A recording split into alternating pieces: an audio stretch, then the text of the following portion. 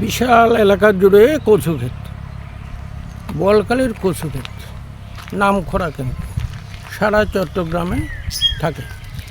এই কচু ক্ষেতের বাগান নিচু এলাকায় চাষ হয় এবং চাষিরা প্রথমে ছোট ছোট চারা রোপণ করে তারপর আস্তে আস্তে বড় হয়।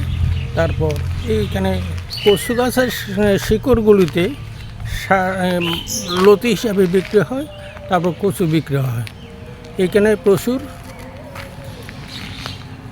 কচুকে দেখা যাচ্ছে আস্তে আস্তে বড় হচ্ছে। এইগুলোকে বলা হয় কচুর ফুপা। এইগুলো সবাই খায়, কিন্তু বাজারেও বিক্রি হয়। বিক্রি করে এক এক আটি এগুলো 100 টাকা করে সে বিক্রি করে। এই সংগ্রহ করছে কচুর গাছ থেকে, এগুলো সংগ্রহ করে এগুলো বিক্রি করতে নিয়ে যাবে।